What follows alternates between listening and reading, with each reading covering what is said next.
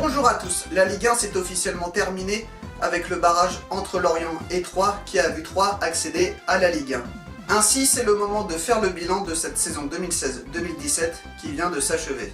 D'abord, revenons sur le champion, à savoir l'AS Monaco. En course pour les places qualificatives en Ligue des Champions en début de saison, Monaco a été bien au-dessus de ce qu'on pouvait espérer.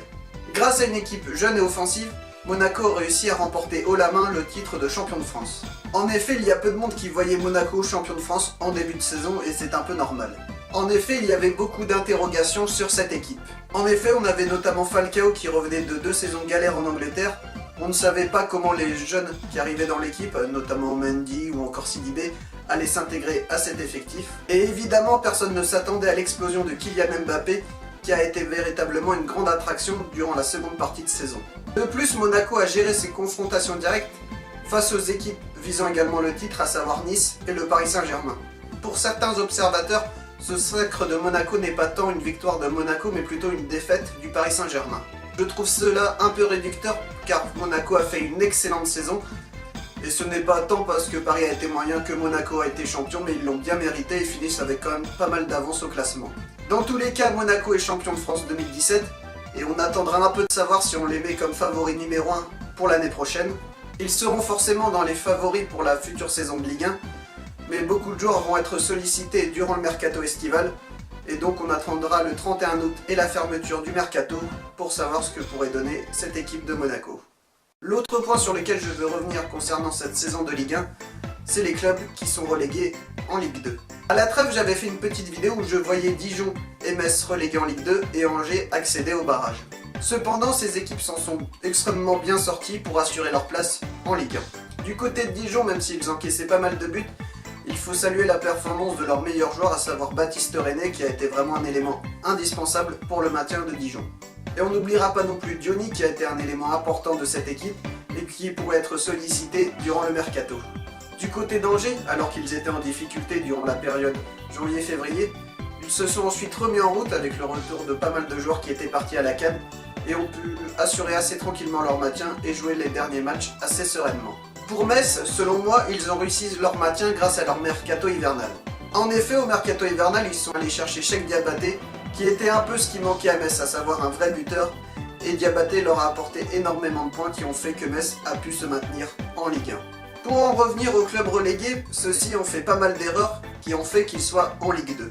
Nancy, qui faisait partie des 3 promus avec Dijon et Metz, a, contrairement à Metz, un peu raté son mercato, je dirais. Durant le mercato d'été 2016, Nancy avait misé sur l'expérience pour se maintenir en Ligue 1 en recrutant Alou Diarra et Benoît Pedretti. Sur le papier, l'idée était intéressante car pour se maintenir en Ligue 1, il faut quand même une certaine expérience et Diarra et Pedretti, qui connaissent très bien la Ligue 1, avaient cette expérience. Cependant, ces deux joueurs n'ont jamais été capables d'évoluer à leur véritable niveau à cause de blessures notamment et de méformes. Ils n'ont pas pu porter Nancy comme ils auraient dû l'être. De plus, Nancy ne marquait pas assez de buts pour espérer se maintenir en Ligue 1. En ce qui concerne Bastia, même si ce n'était pas la meilleure équipe de Ligue 1, je pense qu'ils avaient les arguments pour se maintenir. Cependant, la saison de Bastia a été un peu gâchée avec des histoires extrasportives et malheureusement est tombée en Ligue 2 alors qu'ils avaient fait une bonne remontée pour espérer se maintenir, mais finalement ils sont quand même en Ligue 2. En ce qui concerne Lorient durant cette saison de Ligue 1 2016-2017, leur parcours aura été des vraies montagnes russes. En effet, lorsque Bernard Casoni est arrivé à la trêve, Lorient était au plus bas du classement et avait pas mal de retard sur le premier relégable. Cependant, ils ont réussi à remonter doucement la pente en remportant des matchs décisifs contre les concurrents directs. Ils étaient même maintenus officiellement en Ligue 1, mais l'égalisation de Caen face à Paris a fait qu'ils se sont retrouvés en barrage face à Troyes. Et bien que je respecte l'équipe de Troyes, Lorient avait largement les moyens de se maintenir en Ligue 1. Malheureusement pour eux, ils furent éliminés lors de cette double confrontation, notamment grâce à un Benjamin Nivet des grands soirs. Ainsi, ces 3 clubs qui sont relégués en Ligue 2, je pense ne devraient quand même pas rester trop longtemps en Ligue 2, ils ont quand même des bons arguments pour revenir en Ligue 1 assez rapidement. Un autre point sur lequel je veux revenir vite fait, c'est sur l'équipe du PSG. Pour beaucoup, Paris a fait une mauvaise saison qui a fait que Monaco a réussi à être champion. Dire que la saison du PSG a été mauvaise est un peu excessif. Dire que la saison a été moyenne me semble un peu mieux adapté. En effet, Paris a déjà été champion lors de ces dernières années avec moins de points que cette saison. Le principal défaut du PSG cette saison est leur confrontation directe avec les concurrents pour le titre, à savoir Nice et Monaco. En effet, les saisons dernières, quand il fallait ne pas perdre un match ou le gagner, à chaque fois le Paris Saint-Germain savait le faire. Cette année, c'est surtout ces matchs-là qui furent importants et le Paris Saint-Germain n'a pas réussi à les remporter. En effet, il y a notamment eu ce match entre Monaco et Paris où Bernardo Silva arrachera l'égalisation à la dernière minute. Et en perdant le match face à Nice dans les dernières journées de Ligue 1, le Paris Saint-Germain avait quasiment dit adieu à son titre de champion de France. Ainsi, en perdant les matchs les plus importants de la saison, Paris a logiquement perdu son titre de champion de France. Le dernier point sur lequel je veux revenir, c'est sur les équipes qui se sont qualifiées en Europa League. Commençons par l'Olympique Lyonnais qui, personnellement, je les voyais remonter la pente face à Nice et se qualifier en Ligue des Champions.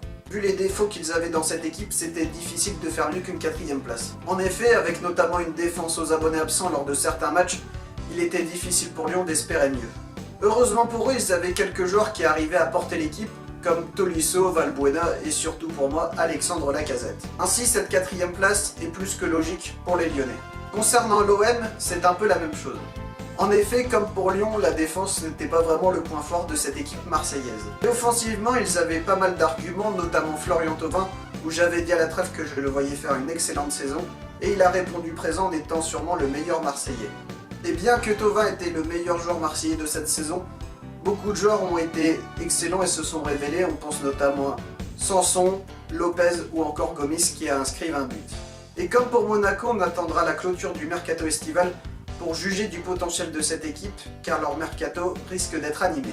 Également qualifié en Europa League, Bordeaux a fait une saison plutôt cohérente. Cependant, je ne vais pas citer un joueur en particulier dans cette équipe de Bordeaux, car selon moi, il y a quelqu'un de bien plus important dans cette équipe, et c'est Jocelyn Gourvenec.